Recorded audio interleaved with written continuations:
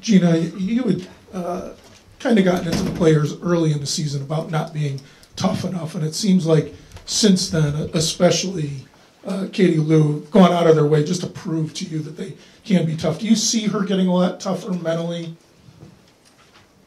Yeah, I mean that was never going to be an issue whether or not Lou was going to be able to be someone that you could count on at one end of the floor, especially. You don't have the kind of high school career that she had, and do some of the things she did towards the end of last season if you didn't really believe in yourself and have a certain confidence level, obviously. And she knows she's good. She knows she's good at what she's good at.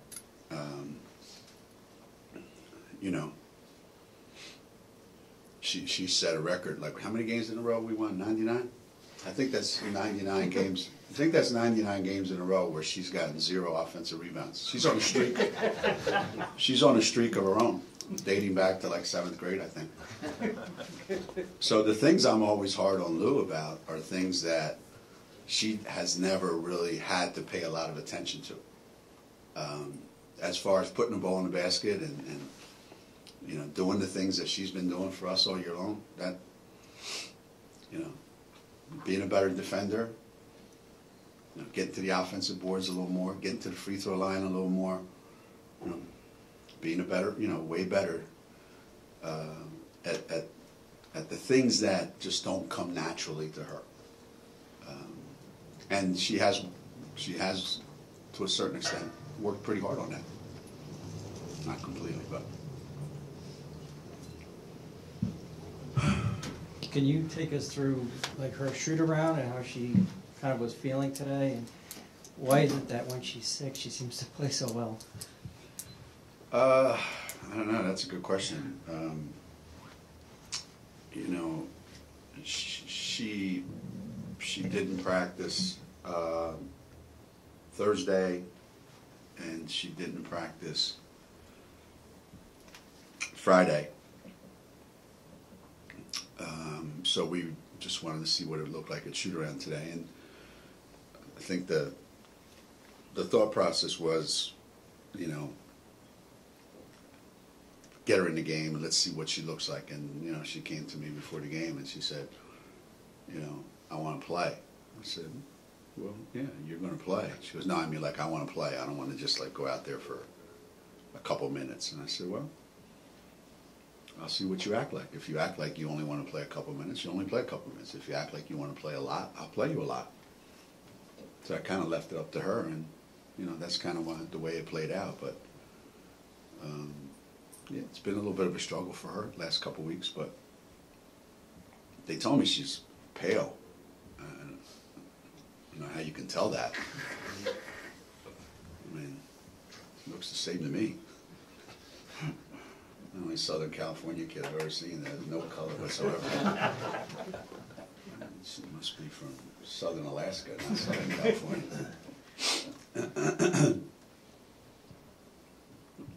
Nobody else? Oh, Jesus. Are you afraid that your program may start to get defined by this streak and not all of the little things that you guys have had to do to get here, to be able to do everything that you've done?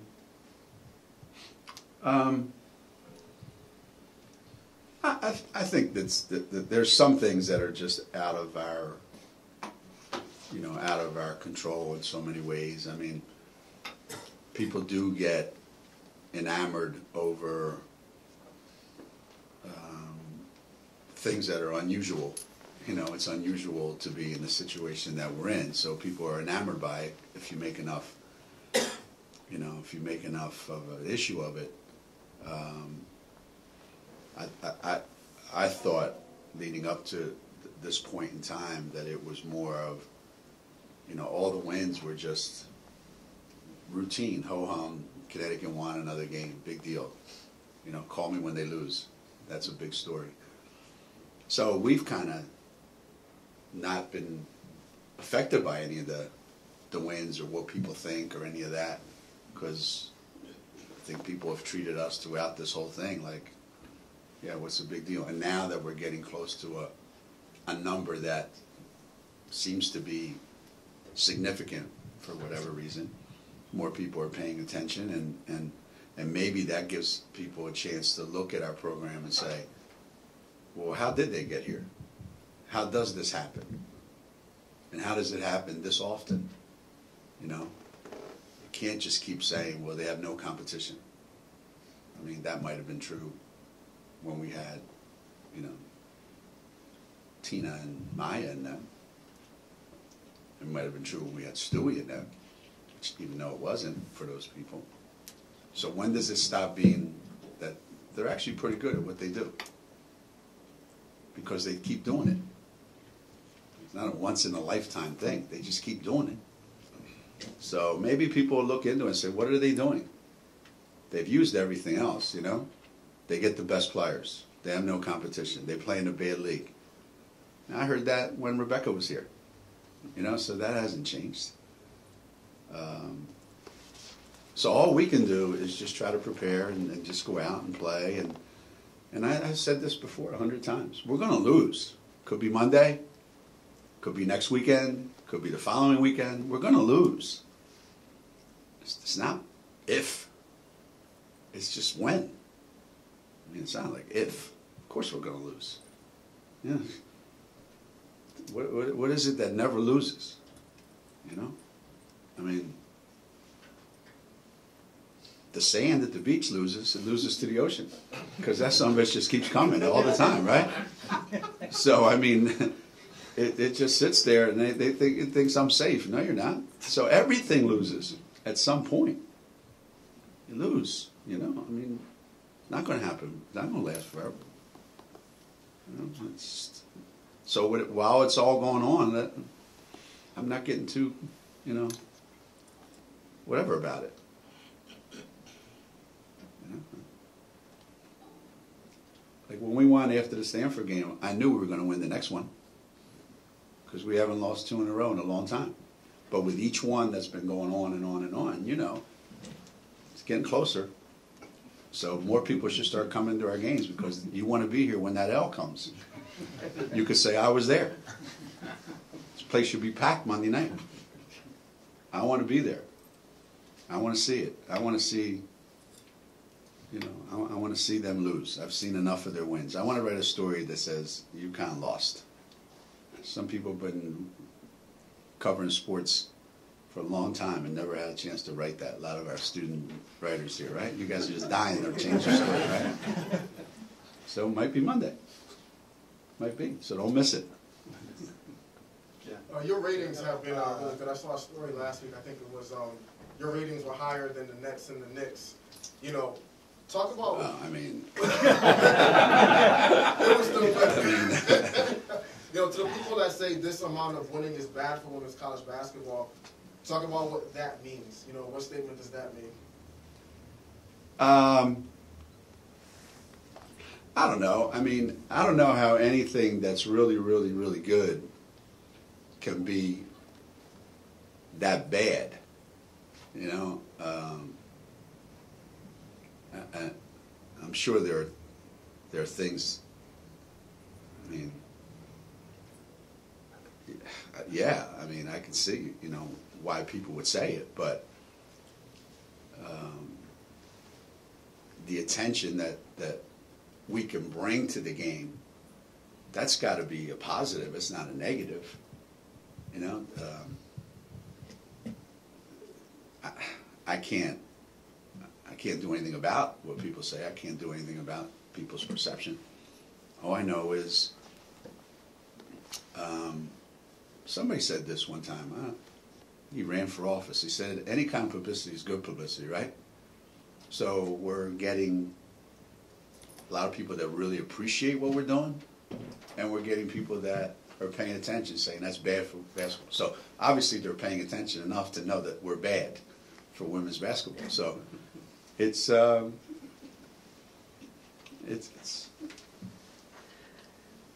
never said that about John Wooden.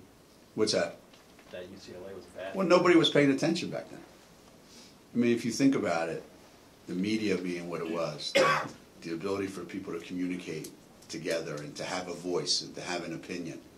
You know, if you had an opinion 50 years ago, it took a long time for that opinion to reach anybody's ears that mattered. Now, with a push of a button, your opinion is out there for everybody to see. And there's more people that have an opinion. It's hard to have an opinion of UCLA when you've never seen them play. That's why I get a kick out of when people contact me and tell me, you're not John Wooden and you're not UCLA. And I'm like, you couldn't spell UCLA. You couldn't tell me what UCLA stands for. And I could put you a mile from their campus and you wouldn't know where it was. You've never seen them play back in those days. You don't know anything about their program, who they beat, how they got to the Final Four, how they won championships. You know nothing about them. You just know that I hate women's basketball and you're not UCLA. I mean, I get that. But back then, the game of college basketball wasn't viewed as it is today. And there was no competition. You think about it. Until Wooden's last year. Until his last championship, only one team per conference went. And they never had to play anybody in the East until the final. They always played in the Midwest. It was a different era. It was a different time. You know, I mean, that's why South Carolina left the ACC to go to the Southeast Conference.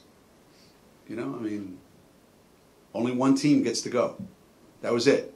So there was 32 teams in the tournament. And it was much different. Much, much, much different. Today maybe that's where we are, just a little bit above that with the competition level. We're a little bit above where the game was, you know, back then. I mean, this is the era where I live. This is the era where we're playing. I can't do anything about that. All we can do is just play who we're supposed to play and do what we do. What about playing South Carolina? Your team grew a lot by those early tests. You got a lot of ranked teams early in the season. How is this a good litmus test to see? Kind of, you got a team coming in with a lot of experience and a lot of, you know, kind of good test for this group right now. Yeah, you know, there's some things about our team right now that I don't like as much as I did, let's say, when we played Texas or who else did we play in December? Or even Notre Dame, Maryland, you know. Because I think as the season goes on and you get to now, like middle of February, I think a lot of cracks start to show. I don't know if, you know, anybody else can see them, but I can see them. We're not as, you know, we're not quite as, you know, we're not where I want us to be at this point in the season. Let's put it that way. So a game like Monday night maybe comes at the perfect time for us. Maybe it's exactly the game we need at exactly the right time. A team that we know, if we don't play our A game, we could lose. So it's good. It's good that we have that kind of game right around now. How is South Carolina different this year than the previous two times you played them?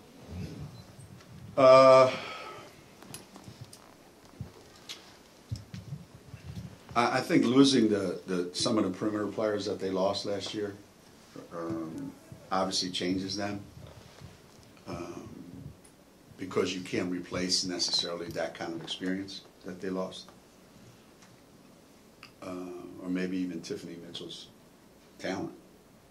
But adding the players that they added changes them because they're a little bit, you know, they can be anyway. They can be a little more,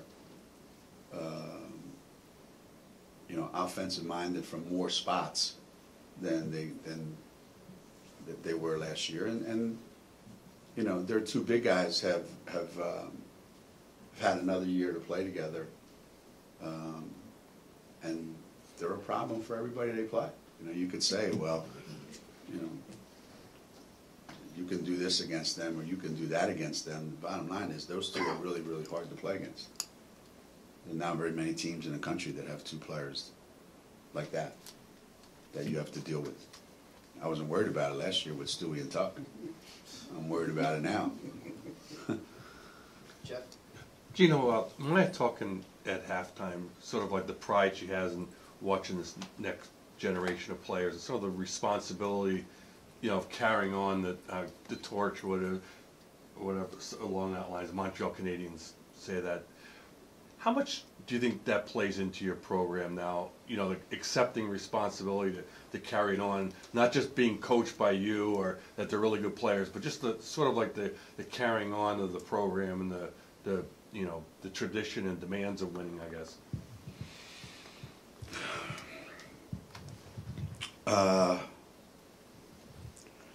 I like to think. I've not had to be in that situation, but I like to think that when you decide you want to come to school here, you have this vision of, wow, this is where I'm going. This is what they've done.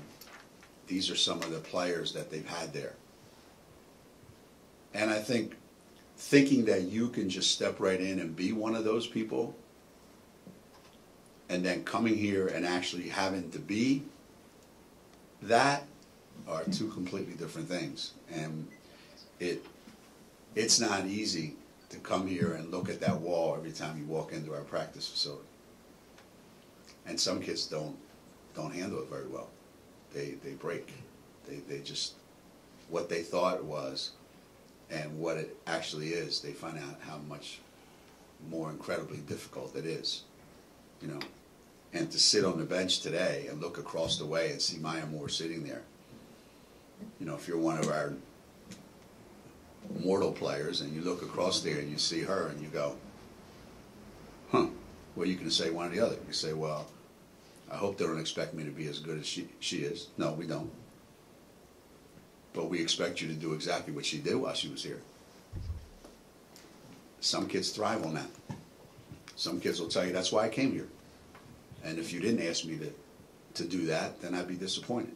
And other kids, they go through periods when they're here. They struggle with it. They struggle with the expectations. They struggle with the weight of it. It doesn't come from anybody. It's just there. It's just there. I don't think anybody goes to practice every day and going, Maya wouldn't have done that. Nobody says that. Nobody acts like that. But like Lou said one day, it's not like you can pretend it's not there. Just come down and run 2 laps and let's do our stretching. All right, everybody on the floor, stretch.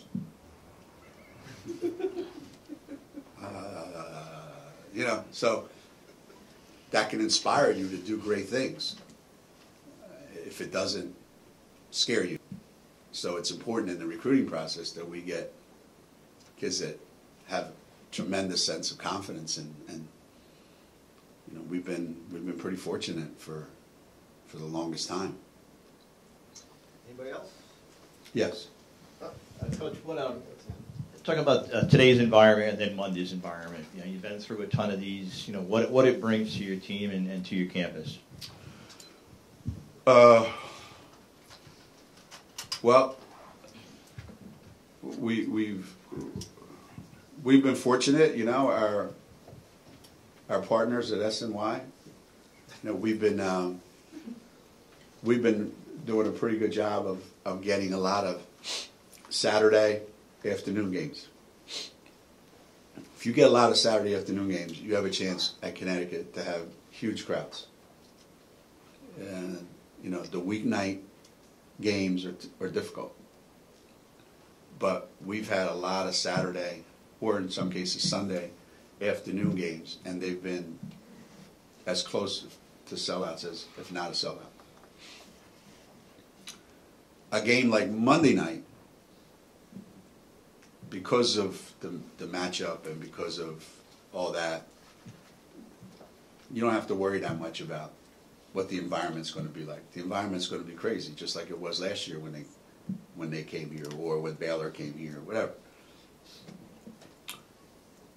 And that, I think, adds a sense of it's a big event. And women's basketball doesn't have a lot of big events, on the men's side, because they've been doing it longer, and because of the attention. There's a lot more of those. There's a lot more of those. But for women's basketball, the game itself, there's not a lot of those events like Monday night. There's a lot of Monday night games, but there's not a lot of Monday night games that are going to generate the kind of interest and the kind of viewership that this Monday night's game is going to generate. Bless you. And, you know, some of it's set for the 100, the number. But I think it would be there regardless of what the number is, I think.